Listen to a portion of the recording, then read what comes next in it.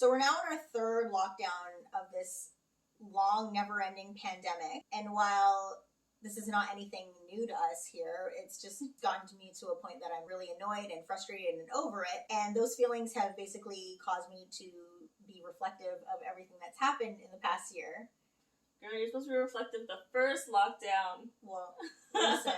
That's when everyone was going through some stuff. I think in the first lockdown, I was more like panicked as opposed to reflective about what was going on. Like I was more kind of just like, oh, well, this is this and that is that, and what we're gonna do. You know what I mean? Yeah. I think the first one, I was probably more scared. The second one, I was like, I'm a new person. I learned so much about myself this year. And this third lockdown, it's like, come on! Yeah, and like, oh God. Yeah. We're still doing this? I know. It just seems so ridiculous at this point. In the beginning, looking back to January 2020, I was under the impression that it wasn't going to be that bad. Just from talking to other health professionals who in the beginning were kind of just saying, oh, it's just like the flu, no big deal, it's not going to come here, it's not going to be that bad. And then to have like one or two people saying, oh, it's going to be bad, and then thinking, well, if most people aren't worried, it's not going to be that big of a deal. And then March hit, and then everything kind of came to a screeching halt, and everything kind of went down. Yeah. You know what I mean? And then, so March happens. Everybody's either Wait, which March are we in? 2020. I've gone all the way back to 2020, okay. Girl. Like... 2020. Okay. March 2020, when everything basically came to a screeching halt.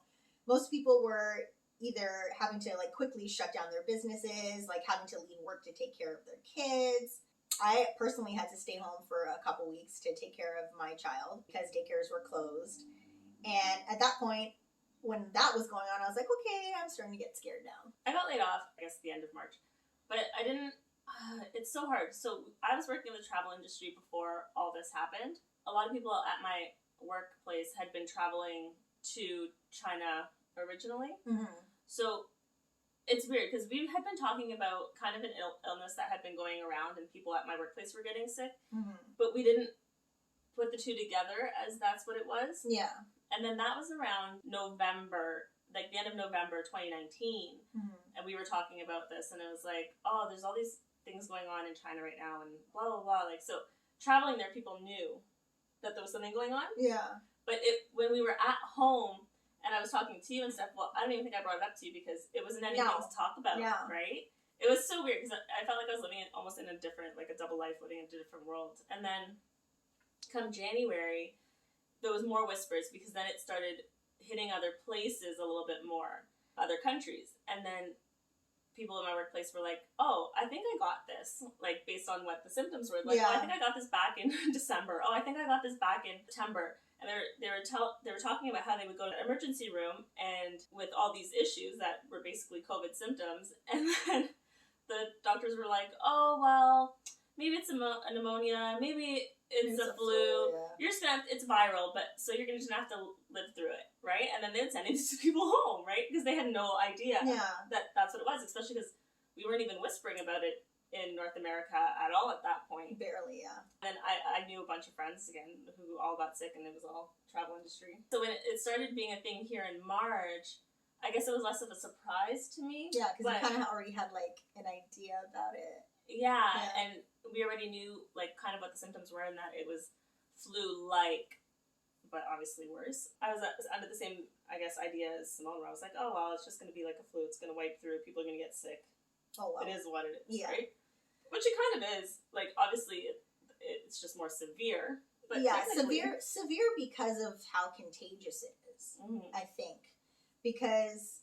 No, but I mean severe, like that they end up in so many people in the ICU. Yeah. But then that is because it's contagious. Yeah.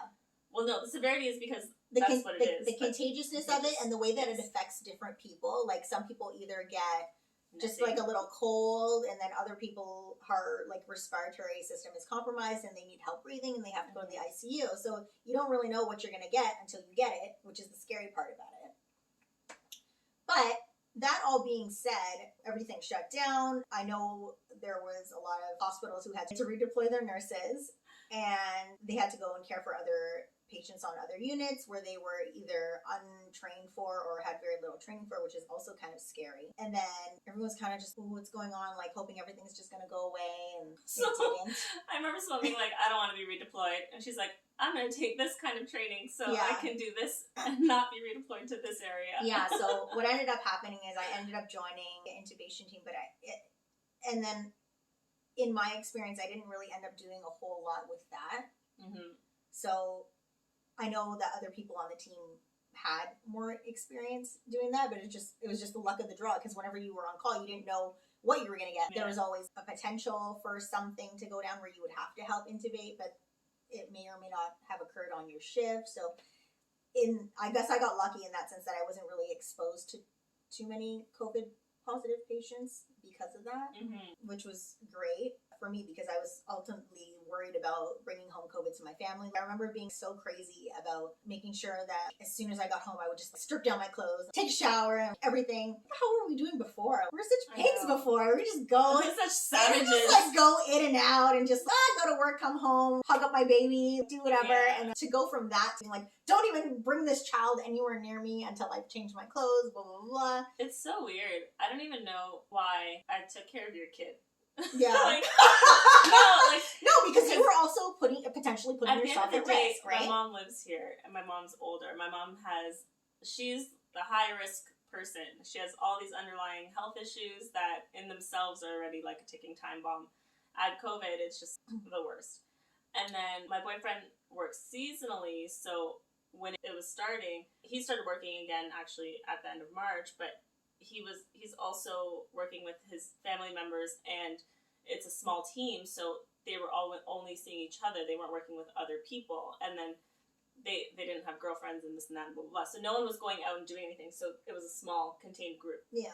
And then there's you and your boyfriend. You guys are both essential workers, and you guys are constantly, like, you know what I mean? Like, you're in a hospital. He's in the public. Yeah. There's so many interactions. And I should have been totally scared, but I think also I know Simone, and I know her already. She's a germaphobe from before this, so I guess that was like... You think I'm a germaphobe? Yeah, like, not crazy germaphobe, but like, cleanliness is a thing. That's something that I think about, like... And like, to wash hands. Not everyone washes their hands all the time. That's very true. Right? That is very true. You're in a pandemic. Mm-hmm. Right? And a pandemic where it's killed by soap and water. Yeah, killed, but you know what I mean. Like it helps to hand washing is like a key thing in preventing the transmission. And it's so funny because we have all these protocols now for businesses and how everyone's advertising how they sanitize everything 1 hour before the next batch of people comes in, and they're changing this and washing that, and we're all a bunch of pigs. What were we doing before? Why was it not that standard protocol beforehand for businesses to be so much more sanitary? Yeah. I think that's one of the positives that's come out of this pandemic, is how now you can be rest assured. Some people are still just dirty. Like, I know. Just today, actually, I was looking on, I think it was like BlogTO or something.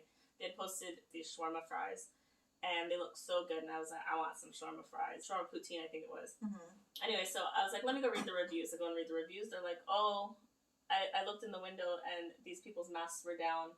Clients went in and their masks were down. Just, it's a no. So I was like, not ordering that. Like, it looks so good, but no. Right? This isn't a joke. Which is a total contrast to before, because anybody would just eat from anywhere and not think about any kind of potential health risks. Well, and now if you were in person, before, if you were in person and you saw a place, you're like, no. Yeah, but no. Yeah, so if you went into a place and you saw that, you would be grossed out. But prior to all this, you wouldn't be like, oh, let me look up to see if they're wearing their masks or if they're sanitizing everything. You never would have even that thought would have been important in the reviews. Yeah. But back in the day, I'd probably find a hair at that place. I'm assuming.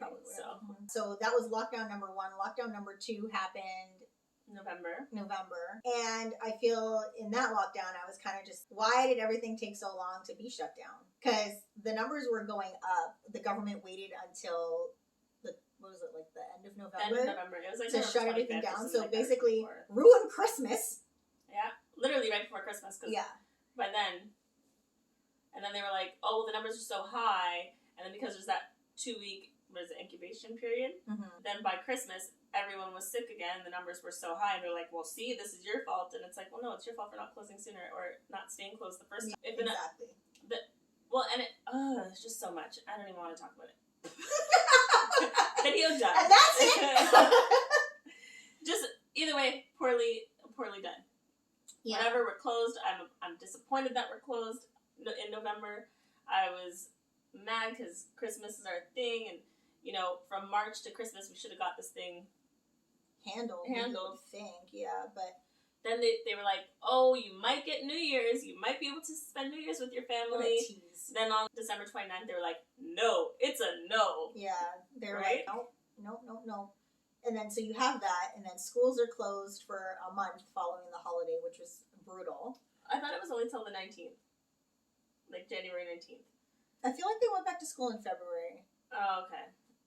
Because and that's what everyone was pissed about, because everyone's like, okay, we can't have New Year's, but you're going to open schools up January 19th. Is it January 19th? I can't even remember now. Fact check time. And that's where people were so upset, because they were like, are you kidding me? The numbers are still whatever. We weren't able to have Christmas or New Year's, and then now you're opening school 2 weeks after New Year's because they knew that people were going to get together. Ontario went to a province-wide lockdown December 26th. Secondary schools, the 25th. Yeah, so I feel like winter started early, and then the kids started like a week later. Yeah.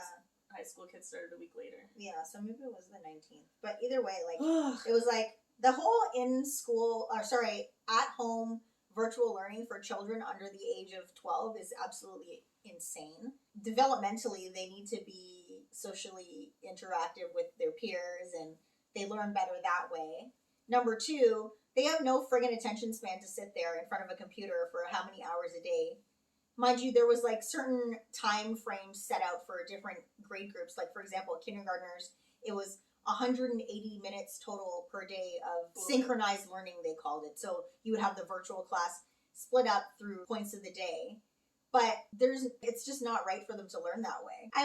My kid would be like sitting in front of the computer crying because she wanted to see her friends, or she wanted to talk and she couldn't talk because the microphone was muted, and then she would be trying to speak to the teacher, and they had this hand raise button that she would push, and like the teacher wasn't calling on her, so she'd freak out because the teacher wasn't calling on her. Whereas I'm sure in person there would have been a higher chance of the teacher to be like, oh, Winter, what do you have to say? And then she would have been able to say her piece. So I think that was frustrating for her too.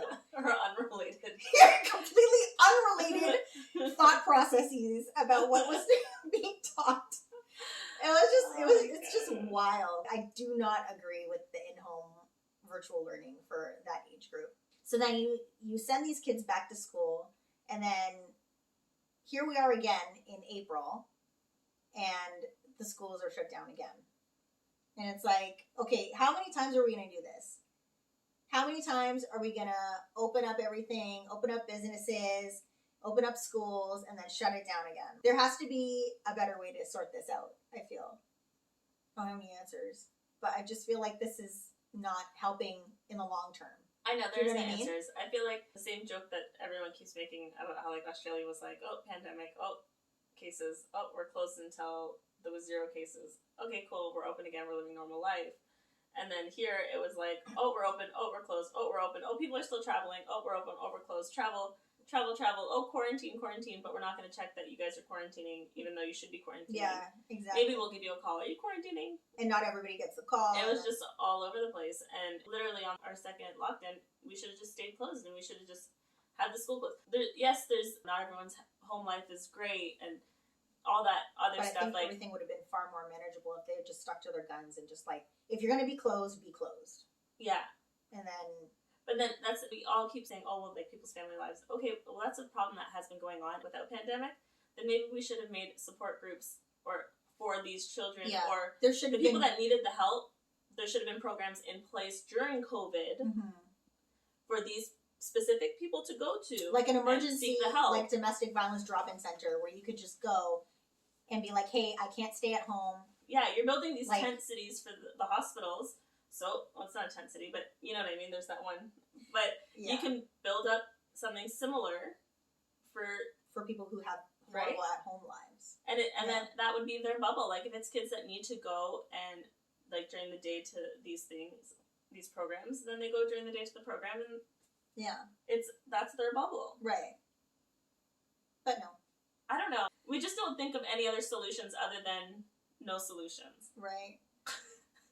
And then the long-term ramifications of mental health and health issues. People aren't going to see their doctors because they're scared to go to see their doctors, and like doctors not taking patients because they don't want to do virtual. But sometimes you really need to see a doctor. Well, I've been having that struggle. So I used to have a doctor. My doctor switched clinics. I never got to go in pre-COVID to go to the new clinic. Yeah. And because I haven't seen my doctor at the new clinic, I might not technically be a patient at that clinic, even though I've been to that clinic as a walk-in patient. Mm-hmm. Right? It's so weird. And then every time I try to call them or communicate, they just don't have a great system, and I can't get in. And all I need to ask is, I want to run these tests. Is it possible to refer me to a place that I can run these tests? But I'm not. So then it's like, do I go into a walk-in clinic just for that? And people at walk-in clinics are actually sick. So then it's like, you're taking a risk. Do I want to go in? Yeah. Mm-hmm. All I want is a referral to somewhere that can help me with X, Y, Z. Mm-hmm. Right? It's so hard. Even the third lockdown, they're like, it's an emergency lockdown. Breaks. Okay, I don't know what's locked down. What does this one consist of? Do you know what I mean? You don't know until 3 days later. Oh, wait, everything's closed? Yeah. Oh, wait, I can't do anything? Oh, I'm supposed to be at home? I ran across like that. Do you remember? I don't know. Was it you that sent me that video? Or maybe I came across it on my own, where the lady was basically like how she went to Walmart and everything's taped off. Like, all the non-essential stuff is taped off, but you can still go to Walmart to get your groceries. So she's like, okay, so I can go to Walmart, get my eggs, and then go back to my car and place an order online for whatever. Curbside. For curbside pickup, and then someone's going to come out to my car and give me that non-essential item. It makes no sense, because the problem is you're not opening small businesses. So by you restricting a place that you're letting be open and has been open since before, restricting what they can sell in person, it's so stupid, because either way you're still going into that store, and you're still going to have to interact with somebody, right? So I might as well just grab everything while I'm there. Yeah. And, you know what I mean? Mind you, these small businesses are not nobody's crowding up a small business. You know what I mean? Like, there's usually like 3 or 4 people in there anyways. Not even. At the very most. You know, it's not, they're not high traffic areas. So I think that they should be allowed to be open and keep the mask mandates in place, keep the social distancing mandates in place, limit the capacity of the stores, but at least have them be open so at least they can be available to people who need their services, or like even for them to have their own income. You know what I mean? Mm-hmm. So you want to put all these people on CERB and all these other, business grants for people with small businesses, but how long are you going to do that for? How long is that going to last? I was reading a story about a restaurant owner who geared up for this whole patio season. Oh, yeah. Spent like $40,000 on getting her restaurant patio ready, only to have everything closed down like the next week. The next day. So who's paying for that? Like, not everybody has infinite resources to keep opening and closing their business, and they're spending their money to do these things to accommodate for this pandemic that we have going on, which is not anybody's choice. And then now she's taken this financial hit again, which I'm sure is, that's costly. $40,000 is a lot of money. Well, wouldn't it be cheaper to just let everything open, let everyone do whatever they want, and then put all of the money and resources, because at that point the people are going to be working, people are going to have jobs, and then put the resources into the hospitals. Yeah. which apparently which is the main problem. Yeah. That is why we have lockdowns, because there's not enough ICU beds. That's the thing, and that's a legit concern, because I know, again, like, nurses are being redeployed to ICU again, at least at my hospital. You're giving all these people CERB, you're giving all these people EI, you're extending EI, you're doing all these things where you're just giving out money willy-nilly, you're giving the businesses these relief programs, but at the end of the day, the one place that is the problem is the hospitals. Yeah. So just put all the money into that, and then you don't have to pay out EI if people are actually out working. And I remember we were talking about this earlier too, where I was saying that basically, what's that? I said I found the solution.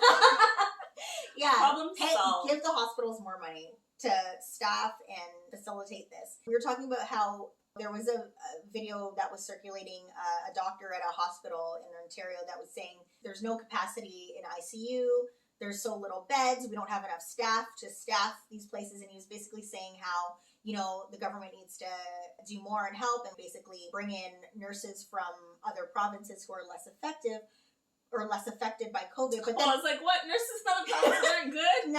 No, that's not what I meant. They're less. Other provinces aren't as heavily hit as here. So he was saying like they need to get rid of the provincial restrictions and bring resources in. And yeah, it would be good to have ICU nurses who are already trained instead of having random nurses from another unit is come that in. what he said? Remember I told you it was so hard for me to listen to it? I said it's very ineffective, his message. Yeah.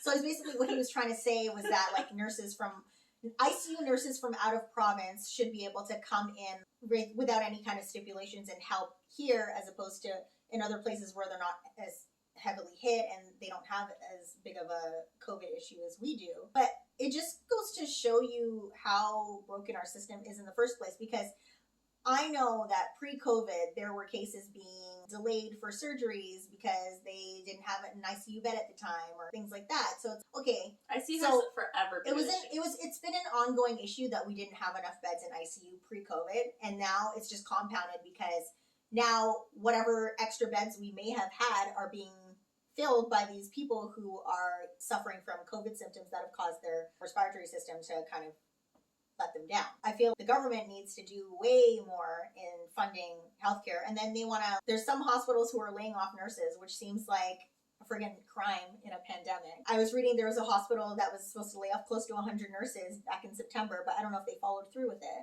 In September 2020, they were saying they announced pandemic. Exactly, that's what I'm saying. Were they shutting down this hospital? The hospital was still up and running, but it seemed so criminal. And then they were saying that they had to let go of these nurses because of funding. They don't have enough funding from the government pre-COVID, and now I guess their resources are being exhausted and they can't afford to pay all these nurses and blah blah blah. It's like, fix it please. Somebody fix this. It's so, I don't know, it seems so plain to me. I don't know why it's so hard for the government to figure this out. And then there's this whole cyclical thing of cuts in healthcare, and then you want to cry when you don't have any nurses or it's whatever always else. Cuts in healthcare. Yeah, and it's okay. Cuts in healthcare, cuts in schools. Yeah, cuts in social programs, and then you want to cry when you don't have enough nurses and you have to redeploy and you have to send people to do this, that, and the third. Well, maybe stop taking money away from healthcare. Yeah. There you go. Problem solved. And then when stuff like this happens, when a pandemic happens that you don't know when it's going to happen, but I think the lesson here is we should always just be prepared going forward. Well, I mean, look how much written history we have, and obviously history has repeated itself at least, 3 times with pandemics? So it's going to happen again. Yeah. And the human race has roughly 100 years to prepare. Yeah. So... what else? I'm over it. Yeah, I know. The one good thing that's come out of the 3rd lockdown is, oh my god, there's so many good memes. Yeah! Yeah. I had the same, a video. It's like an old reggae song. It's like, Monday, I have nothing to do. Tuesday, I have nothing to do. Wednesday, I have nothing to do. Have you seen the one where it was like Ford? It's basically Ford saying, oh, we're going to do all this stuff. We're going to open the patios. We're going to open this. We're going to open that. It's going to be great. Ontario's going to have all this great stuff. And then, it cuts to the song and it's like, that shit. How does the song go? What I said. It don't mean shit now. That one kills me because that's facts. Because it was literally 2 days. They opened the patios for 2 days, and then it was locked down the next day. And it's like, how do you open up the patios? It's like, actually, no. And then lockdown. No. We changed our minds. I think, we should all just be left to our own. Open everything up. Be left to our own devices. If you're going to go out, you're going to go out. If you're actually scared, you're going to stay home and be cautious. At the end of the day, I'm not going to see more than who I already see. Mm-hmm. I take care of your kid, so I'm not going to stop seeing you. Yeah. And technically, I don't see anyone else because it's a lockdown, right? Right. Stay-at-home order. Exactly. So that's not going to change anything here. Right? And I think for the most part, people who are obeying the rules are going to continue to obey the rules. You know what I mean? And the people who aren't are going to continue to not. They're not being scared by these daily number listings of how many thousands of COVID cases we have. That's not deterring anybody who really wants to go out and do whatever they're going to do. But, like, we still kind of abide by the rules, but I'm not scared of the numbers either. No. I see the numbers, they're up there, and I'm like, I don't even know what that means. I know, because at this point, well, I mean, from your end, yeah, it doesn't make a difference because you're still in lockdown. You're still, everything is as it should be. You still have no job. It's not changing anything that there's 7,000 cases or whatever the number may be for that day. Yeah. At this point, it's just kind of unnecessary media, like, bombardment. Yeah. Well, I've stopped watching the news and stuff. When it first started, it was kind of cool, not cool, but every day at, 10 a.m., Trudeau would come out of his little chalet and talk about whatever, and then at 2 p.m., here comes Ford, and he would say his piece. So I thought that was fun, so I would do that, and then me and my mother-in-law would be on, like, video chat watching that. Yeah. And then it'd be time to put, like, nap time. But, like, it was kind of cool to watch, because it just kind of felt different, right? Yeah. And then after a few weeks, it was like, I just don't care anymore.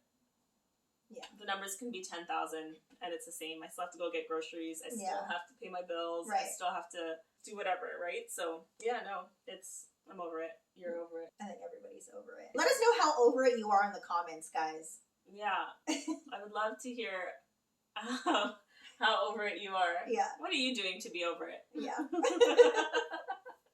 Anyway, like, subscribe, Thanks for watching.